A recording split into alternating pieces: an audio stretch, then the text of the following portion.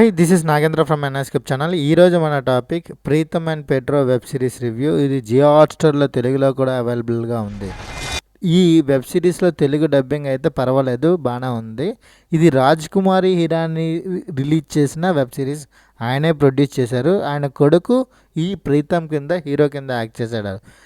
First of all ఈ web series కోసం చెప్పాలంటే పర్వాలేదు, ఓకే, ఒక్కసారి వాచబుల్, రెండోసారి అయితే తలనొప్పి వచ్చేస్తుంది అనమాట. అలా ఉంటుంది. హర్షద్ వాసి పెడ్రో కింద యాక్ట్ చేశాడు. ప్రీతమ్ కింద హిరాని అంటే వాళ్ళ కొడుకు, రాజ్ కుమార్ హిరాని వాళ్ళ కొడుకు యాక్ట్ చేశారు. ఆయన యాక్టింగ్ బాగానే ఉంది. రాజ్ కుమార్ హిరాని వాళ్ళ కొడుకు యాక్టింగ్ బాగానే చేశాడనే చెప్పాలి. హర్షద్ వాసి కూడా ఆయనకున్న రోల్స్లో యాక్టింగ్ బాగానే చేశాడు. బోమన్ ఇరానీ అండ్ సంజయ్ దత్ కెమెరాల కింద యాక్ట్ చేశారు. బోమన్ ఇరానీ కొంచెం పెద్ద క్యారెక్టర్, సంజయ్ దత్ ఒక ఫ్యూ సెకండ్స్ మాత్రమే ఉంటాడు. అయితే మిగిలిన క్యారెక్టర్లు కూడా బాగానే యాక్ట్ చేశారు. సో మోనా సింగ్ వాళ్ళకి వచ్చిన రోల్ ప్రకారం బాగానే యాక్ట్ చేశారు. అయితే స్టోరీ విషయానికి వస్తే హర్షద్ వాసి పెడ్రో ఈయన ఒక క్రైమ్ బ్రాంచ్లో ఉంటాడనమాట. కొన్ని అనివార్య కారణాల వలన ఆయనకి సైబర్ బ్రాంచ్కి హెడ్ అయిపోతాడనమాట. అయితే ఆయనకి ఓన్లీ క్రైమ్ బ్రాంచ్లోనే వర్క్ చేయాలని ఇంట్రెస్ట్ అనమాట. ఎందుకంటే ఆయనకి కీబోర్డులో ఎలా ఆపరేట్ చేయాలో కూడా తెలియదు అనమాట. అందుకని క్రైమ్ బ్రాంచ్కే వెళ్తాను, నేను అక్కడ వర్క్ చేస్తానని ఎన్నిసార్లు మొరపెట్టుకున్నా వినరు. ఆయనకి ఏమవుతుందంటే ఒక మంత్రి ఉంటాడు. ఆ మంత్రితో ఒక కొడుకు తప్పడిపోతాడు అనమాట. ఆయన మీద కిడ్నాప్ అవుతాడు. ఆ కిడ్నాప్ కేసు నువ్వు సాల్వ్ చేస్తే నీకు క్రైమ్ బ్రాంచ్ కింద ఇస్తానని చెప్పి వాళ్ళు ప్రామిస్ చేస్తాడు డిఐజీ.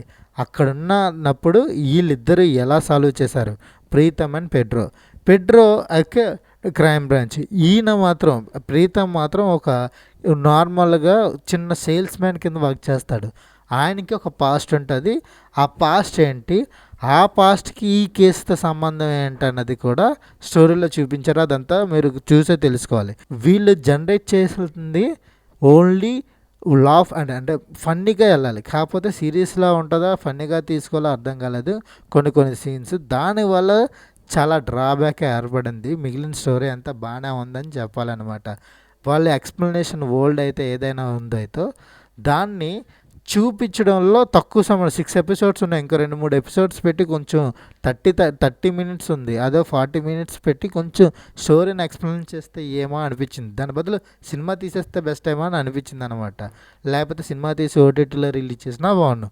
కానీ వెబ్ సిరీస్ అంటే వాళ్ళకి స్టోరీ బోర్డ్ ఎస్టాబ్లిష్మెంట్ అవ్వాలి, క్యారెక్టర్ డెవలప్మెంట్ ఉండాలి. ఆ డెవలప్మెంట్ విషయంలో కూడా స్టోరీలో రాంగ్గా డెసిషన్ తీసుకోవడం వల్ల వీళ్ళు స్టోరీ అనేది నాకు అంతగా నచ్చలేదు.